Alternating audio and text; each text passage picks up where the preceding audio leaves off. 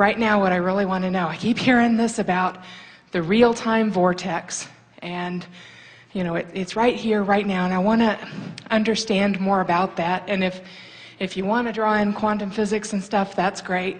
But I'm trying to kind of understand, I mean, here we are in our physical apparatus, and we're in this four-dimensional space-time reality. Deciphering it through your eyes and ears and so on. Exactly. Therein lies your problem right there. I know. So when we're doing our vortex focusing, is it that somehow we're limited in the physical, and so when we're putting out the energetic requirements that are needed for that vortex focus, being in the higher levels of hope and joy and bliss and all of that, are we sort of crossing over past our 4D dimensions into the sixth sense, which is your emotional sense? Okay.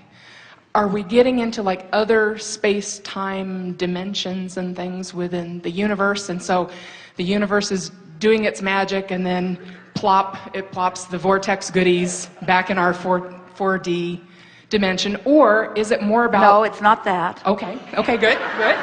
Ruled that out. Or is it more that the vortex focusing and the energetic place that we're going with that is helping us to go beyond our four-dimensional expansion? It's almost like lifting a veil where our perceptions and what we're able to perceive are expanding. Well, you're making it more complicated than it needs to be. And so, but we get what you're, in other words, anytime we visit with someone who is physically focused about something that's non-physical, they want us to describe the non-physical through a physical format. And so we could make up a story if it would make you feel better. But the thing that we're wanting to convince you of is that, see, if we can just follow us through on this cycle, because we think it is a misunderstanding of this cycle of life that is at the root of the misunderstanding that you are feeling, that is at the root of these questions. Okay. So if we can clear this up, then we can approach your questions again, and we think it will all fall right into place for you. Excellent. So people are always wanting things to be sort of linear, and so they think about, before I was here in this body. So we'll play that silly game with you. We'll say, before you were here in this physical body, you were non-physical energy, and then you came here. But the difference in the way most humans are perceiving this before and after story is that even though you were, before you were in this body, non-physically focused, even though you are in this physical body, you are still non-physically focused. So in the same way that you get the toaster because it toasts bread, you also understand the existence of electricity. You don't understand electricity. No one does. No one really gets electricity. No, really, no one gets it. You've harnessed it, but you don't really get it. In other words, there is this electrical current that powers things. So in that sense, here's this source energy that is the electrical current, consciousness that powers this, and much beyond it, much more than the toaster. It's an energy consciousness that exists apart from the toaster that we are calling you, but here you are, an extension of this non-physical energy. So now here you are, and this is where you jumped in. Here you are in your physical body, in your four-dimensional world, by your words, where you're seeing and hearing and smelling and tasting and touching. And all of this is so vivid and real that you want to call it reality. And the reason you do is because you share it with others who have similar ability to translate the vibration. But we want to pause there for a moment and talk about why this reality even exists at all. And it is because, just like the toaster can translate the energy into heat, or your television can translate into the visual and the sound, you here in this physical environment, with your physical senses, which are extensions of source energy, you are interpreting vibration into this reality. Now, we know it's a reality. We know it feels, knock on wood, real. We know that you look around with others and you come into agreement about it. But if you could just follow us for a minute, this reality is like a group consensus. It's like a group opinion. You're translating similarly, and so you claim a reality. Now, if you can just think of reality like that as a group consensus, a way that consciousness is interpreting vibration. Now follow through with that a little bit and think about the last dream you dreamed while you were sleeping. You know it wasn't a reality, but it was certainly an interpretation of something, and it certainly felt like reality while you were dreaming it. So if you can just bridge a little bit and accept that this reality that you're calling reality is just a better congealed, more agreed upon reality than the one you dreamed, but it's a similar thing that's going on. In other words, it's an interpretation of vibration. Are you with us? Is it unsettling? A little. It's a little unsettling when you say, well, this reality is just a more solid dream. It's just a more solid dream than many of the dreams I dream.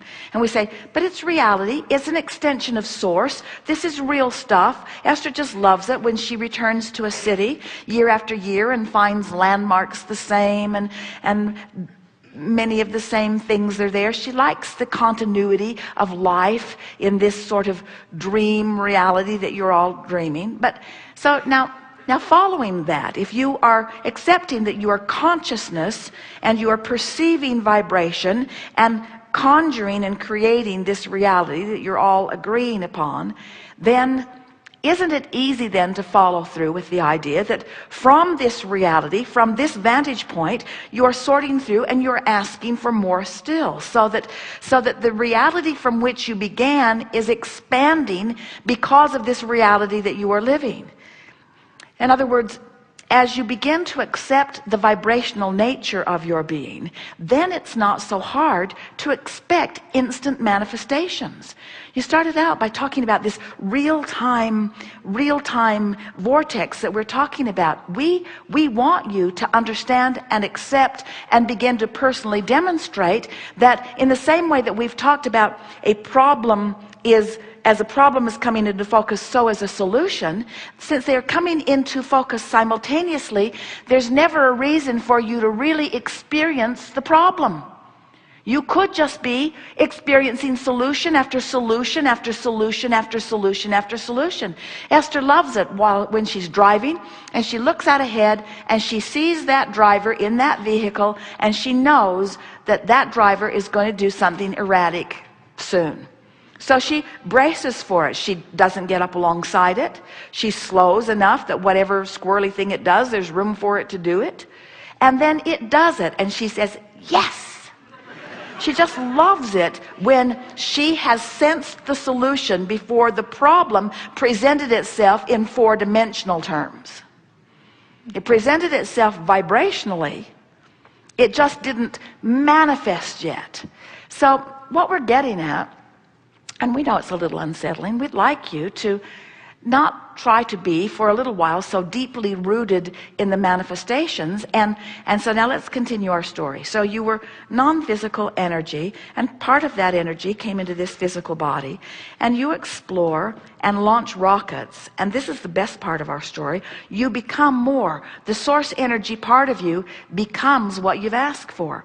Now, at first, that's not part of your four-dimensional dream. Oh, you created it from your four-dimensional perspective, and it exists only because this platform here in this physical body exists. But you have created something that hasn't manifested where you can see it or hear it or smell it or taste it or touch it. But if you were perceiving all of this more from the vibrational framework that the source within you does, you would be living this reality and feeling the satisfaction of it even though it hasn't manifested. That's really what faith is. It's really what we're asking you to do. We're asking you to feel good without a manifested reason to feel good.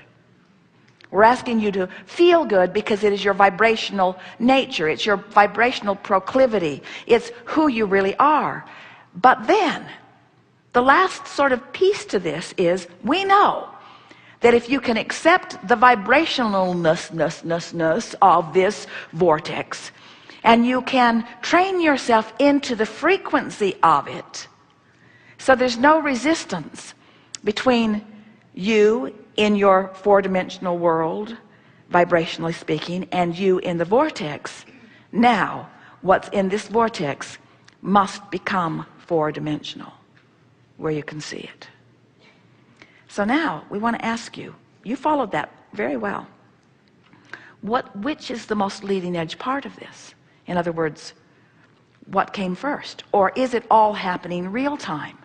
Is it all, in other words, is the non-physical part of you as vivid and real and now as the physical part of you is vivid and real and now? Is the launched rockets, which are vivid and real and now, which source energy has congealed with, which is vivid and real and now, which you get up to speed with by monitoring your thoughts and finding the best feeling thought that you can find? Now we're all real time. Now you are who you were before you were born, plus all that you've been since and all that you've culminated to. That's that real time that we're talking about. And anything less than that doesn't feel as good as that. So what hangs our physical friends up is, you want it to manifest, and we do too, because once you, but you got to get in the vortex first. That's all we're saying. Get in the vortex and everything that you want to manifest will. But if you're hung up on the manifestation, and if you're trying too hard to describe the manifestation, so much that you want us now to describe this vortex of creation through the manifested viewpoint, we think we're going backwards in your understanding rather than forward. Okay. You see? You did see.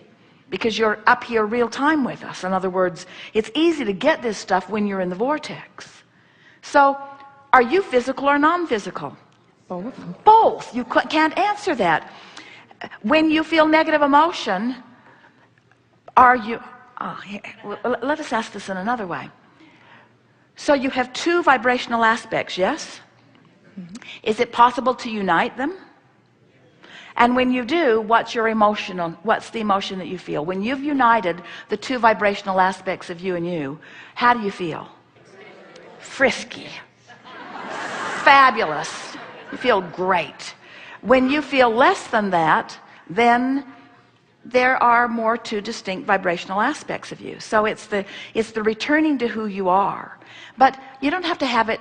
It doesn't have to be either or. In other words, you came for the purpose of separating enough to explore and to launch and then align. So can you see that in this eternal cycle of life, that it's a constant coming home to be together, and then expressing out to explore, and then expanding, and then coming home to be together, and then expressing out to explore? It's just this karmic cycle of life, cycle of well-being, of eternal well-being, you see.